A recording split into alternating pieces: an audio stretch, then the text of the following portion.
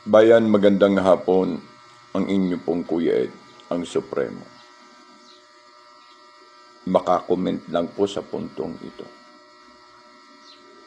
Maging ang mga pader ng palasyo ay nayanig sa hindi inahasaang pag-ungos ng mga general.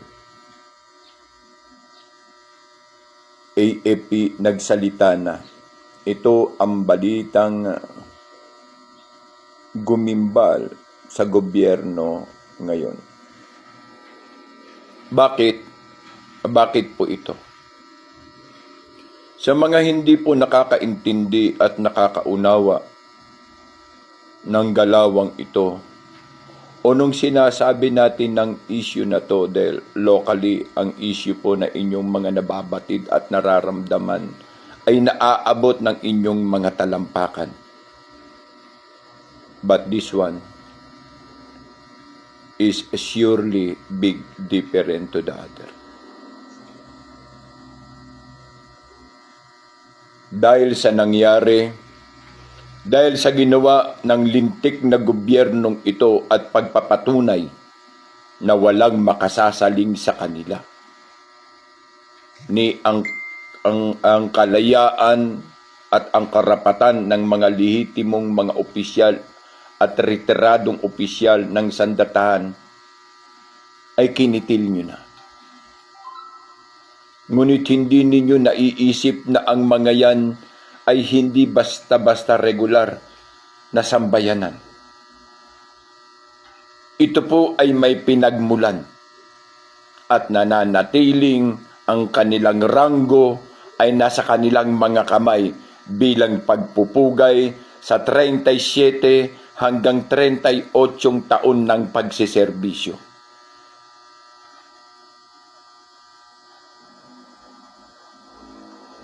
Ang kalayaan ng mga opisyal at ng mga dating sundalo ay hindi ninyo maituturing na katulad lamang ninyo. O ang tinatawag natin antas ng karangalan at karapatan ng isang simple at payak na pamumuhay ng lipunang ito. Nananatili po ang serbisyo o pagretiro sa serbisyo na may dangal ay hindi katapat ng basta-basta lamang posisyon. Ito ay sinang-ayunan ng republika at batas na umiiral sa ating bansa. Hindi po ito katulad lamang ng batas na inire-release sa inyong opisina at barangay. Ngayon, nararamdaman ninyo ang sinasabi ni Kuya Ed na dahan-dahan magmula kay Parlade, General Parlade at kay General Gumbaw at sa mga susunod pa na magsasaad ng kanilang mga hinahin, ito po ay simbolo. Simbolo po ito ng inyong kahudasan at kawalang hiyaan sa mga Pilipinong nagbuwis at nagserbisyo sa bayan, samantalang kayo ay parang kailan lang. Bagamat nahahati ang ating konstitusyon at kapangyarihan dahil kayo ay elected, na yan ang inyong nagiging basihan at yabang. Kayo ay elected samantalang kami ay hindi, pero hindi ninyo alam. Hindi ito basta-basta batas na babaloktutin lang. Hindi ninyo kasi alam ang tunay na batas na pinaiiral sa isang unipormadong tao. Ang prioridad na kapangyarihan ng mga teritorado sa anumang konsepto at sekta ng pamahalaan ay may prioridad at may kapangyarihan. Yan ay sa pag-aakala nyo, yan ay retirado na. Kasi hindi natin pinaiiral ang batas na yan. O hindi natin pinag-uukulan ng pansin. Nang akala nyo lang pag-retired na, retired na.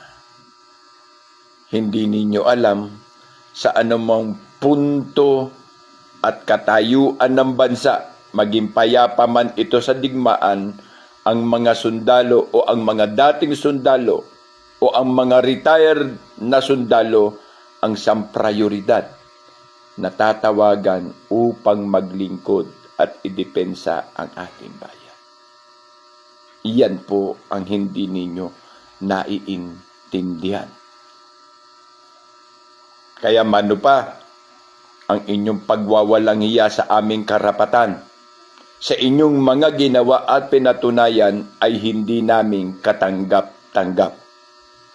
Amin po itong kinokondina.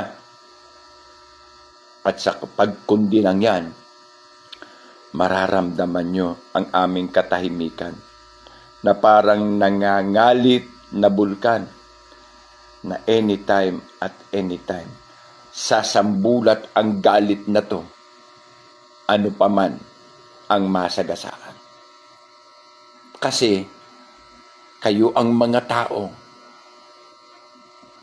mapagsiil sa kapangyarihan at mga abusado. Inaakusahan nyo kami ng sedisyon. Inaakusahan nyo kami ng rebelyon, sasalang kayo ang may gawa at hindi kami.